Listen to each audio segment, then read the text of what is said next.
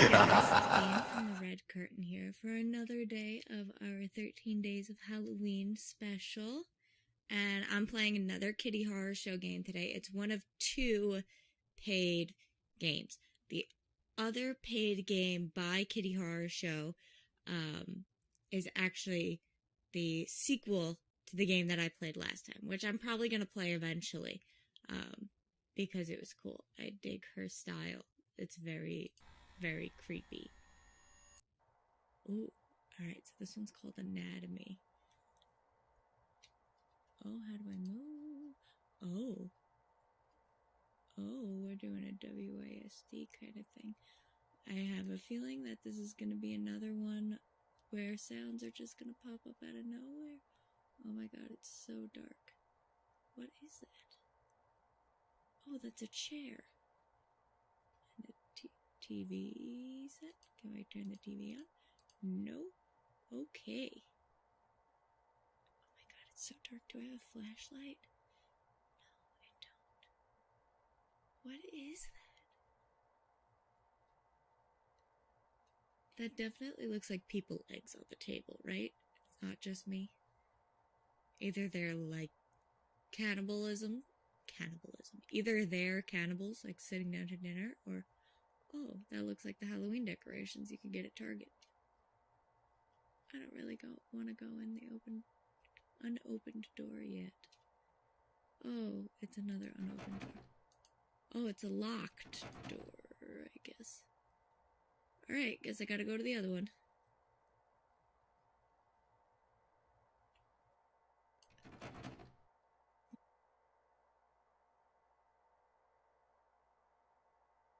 That's cool. That looks like something I would hang up.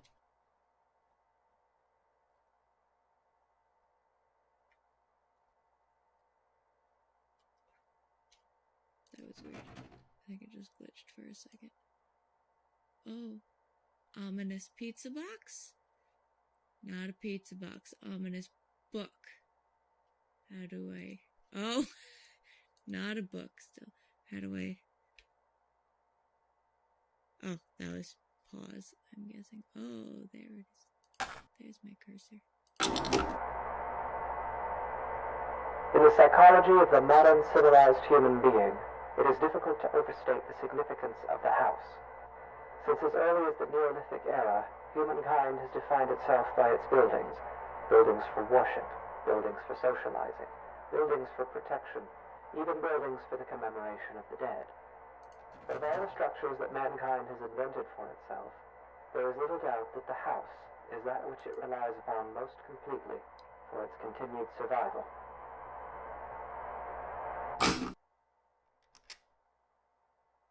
There's a tape in the dining room. Okay. Oh. I guess this is our dining room. Any more weird paintings?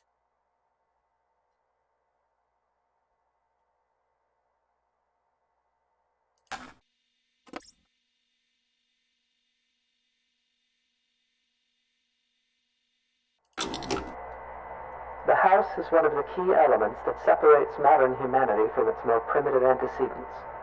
No other creature goes to such lengths to create lasting, permanent shelter for itself, nor regards such shelters with such reverence and import. Why do human beings of our modern age foster this tremendous sympathy toward their homes? There are many reasons, of course, but perhaps it is due in some small part to seeing them as a reflection of ourselves. The end of the tape gets me every time. Alright, so the bathroom is probably that room in the front. I just wanted to make sure that I wasn't missing anything else. But it looks like we're good. Oh, I'm gonna guess that's not the bathroom then. Maybe this one is. No. Downstairs bathroom. Oh, this maybe? Yes.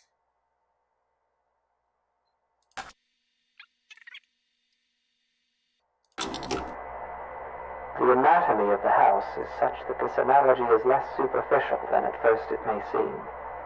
To carry it further, if we were to dissect a house as we might a human cadaver, we would find ourselves able to isolate and describe its various appendages and their functions in a decidedly anatomical fashion.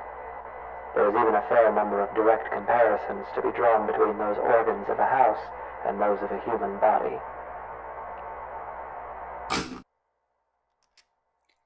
Garage. Okay, so that's probably the room over here. This is a very cool concept. I'm just wondering if it's gonna end up... I keep hearing like clipping sounds.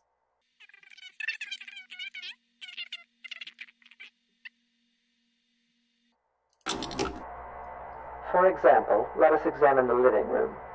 Often the dominant space of a house's ground level, as well as typically the center of activity in a well-populated home, the living room is very much the heart of the house. While a human heart circulates blood to oxygenate the body's extremities, the living room circulates people, activity, communication. It is the room most likely to be found beating, as active and vivacious as its name would imply. The comparison is only strengthened when we consider also that the living room is most commonly the room to contain the fireplace, making it additionally a locus of actual physical heat. Oh, that's cool.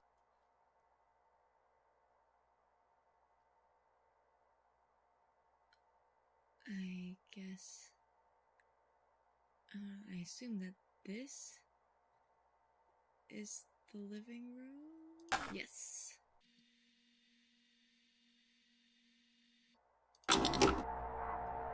It is easy to think of the kitchen and dining room as the stomach or digestive system of a house, though this comparison is tenuous. By contrast, the function and analog of a bathroom should be immediately obvious. The hallways and corridors of a house are its veins, providing circulation coursing throughout its frame. A staircase bears more than a passing resemblance, both physically and symbolically, to a spine. The windows of a house serve much the same purpose as eyes, and anyone who has ever rounded a bend or long drive and come suddenly face to face with a tall, dark manor will tell you that it is difficult to shake the impression that the house, through its lightless windows, is a creature capable of vision and intelligence. Okay. I knew it was either going to have us, as soon as it said stairs, I was like, oh, we're either going upstairs. Actually, I thought we were going to go upstairs. I didn't think that there was going to be something on the stairs. Can you close, please? I'm just leaving all the doors open. I'm an awful house guest.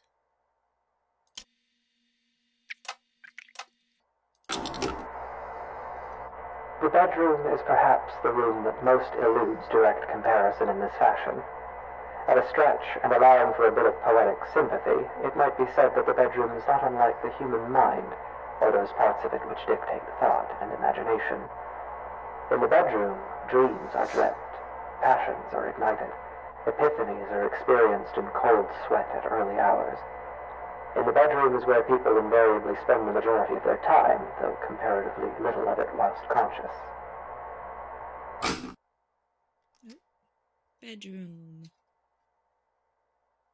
I'm very interested to see where this goes. But again, I have this lurking suspicion that, like, the last tape or something is gonna send me a room and someone's gonna kill me. Or there's going to be, like, severed body parts. What?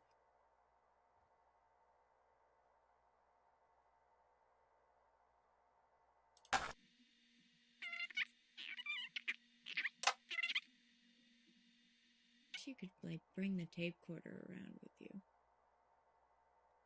instead of having to, like, run around all the time. And yet this analogy is an incomplete one, for obviously the mind is an exceedingly complex thing.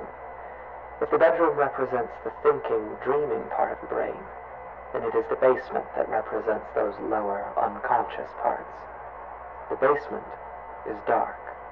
It is buried. It is a place full of cobwebs where memories are stored.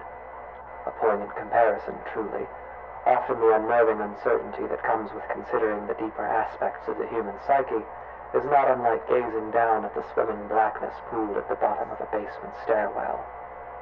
It is a place we spend our childhoods filling with monsters that will lay for years in patient silence. It is a place that, barring some specific errand, we seldom ever want to go. Where next? Oh, man. Basement. Okay, so I guess that would be this. No, not this door. This was the bathroom, right? Yeah.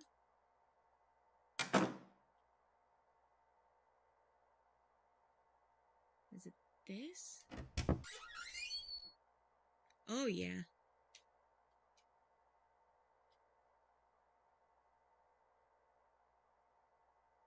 Oh, I can't see anything.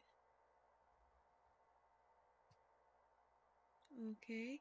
Well, there's a floor. Oh.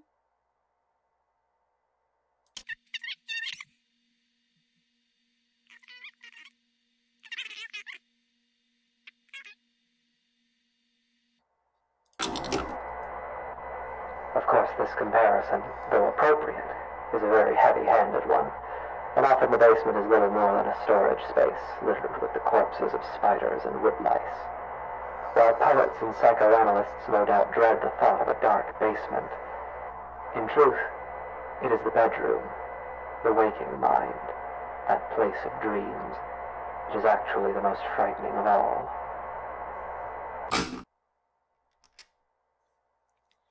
Tape in the master bedroom. And it said that it was the most frightening of all, so maybe now's when I'll die.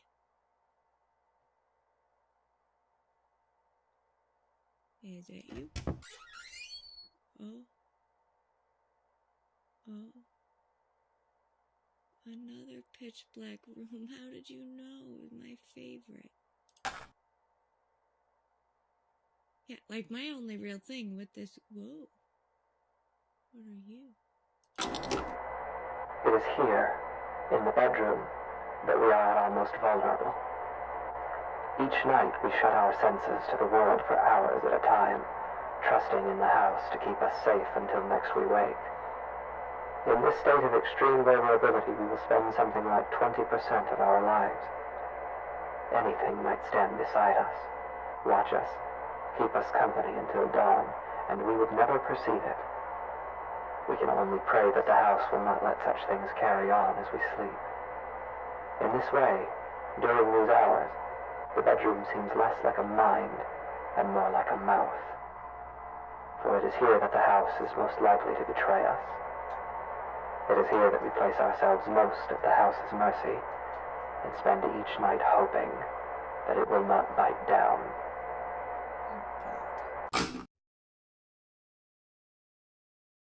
Oh. Oh, and that's the end. Oh, I thought I was gonna die. Oh, I thought I was done for. That scared the crud out of me. That was really cool. And there wasn't really that much to the games. I think that's why I like this stuff so much. There's really not too much going on. But you're on edge, like, the entire time. It's crazy. Whew. Alright. Well, I just ran out of coffee. So, I definitely need to go make more. So, I will see you guys next time. Bye-bye.